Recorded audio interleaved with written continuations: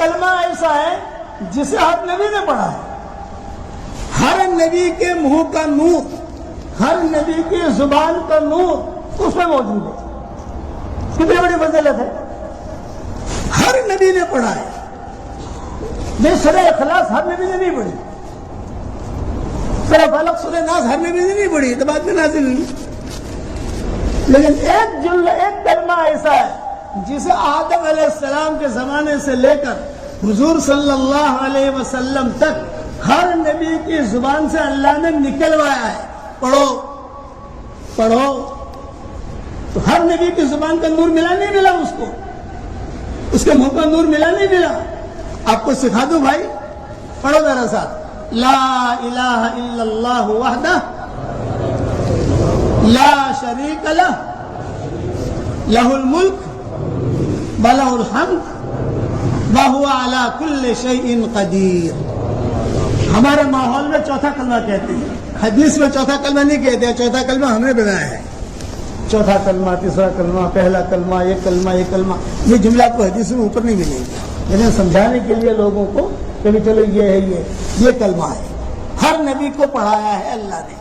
علماء نے لکھا ہے کہ اگر اس کلمے میں کتنی معرفت کے خزانے ہیں اور کتنی برکتیں ہیں، یہ اگر کسی کو پتہ چل جائے تو صبح سے لے کر شام تک آدمی یہی کلمہ پڑھتا رہے۔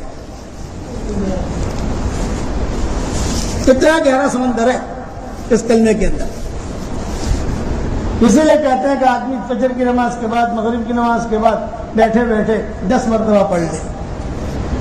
بعض حدیث میں 100 مرتبہ آتا ہے، اور اب تو ایک حدیث ملی کہ 1 مرتبہ پڑھ، کوئی بات نہیں، چلو 1 مرتبہ پڑھ لو، یہ بھی ایک حدیث مل گئی۔ یہ 10 مرتبہ نہیں پڑھ سکتے، ہم لوگ مشغول ہیں۔ رسول اللہ صلی اللہ علیہ وسلم نے ارشاد فرمایا، عرش کے خزانے میں سے 4 چیزیں مجھے عطا کی گئی ہیں جو مجھ سے پہلے کسی کو بھی نہیں دی گئی۔ نمبر 1 سورہ فاتحہ، نمبر 2 آیت الکرسی، نمبر 3 سورہ بقرہ کی آخری آیتیں، نمبر 4 سورہ کوثر۔ یہ مضمون المعجم الکبیر میں موجود ہے۔ سلف صالحین اسے نماز میں پڑھا بھی کرتے تھے اور اس کا تعویذ بنا کر بھی اپنے شاگردوں کو دیتے تھے اور اپنے پاس میں رکھتے تھے برکت کے لیے، حفاظت کے لیے۔ میں امیجز بنا کر بھیج رہا ہوں، اسے پڑھنے کا بھی اہتمام کیجئے اور پرنٹ نکال کر بھی اپنے پاس رکھ لیجئے، انشاءاللہ برکت ہوگی، حفاظت ہوگی۔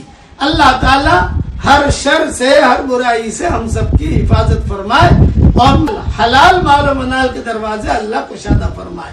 کہو آمین۔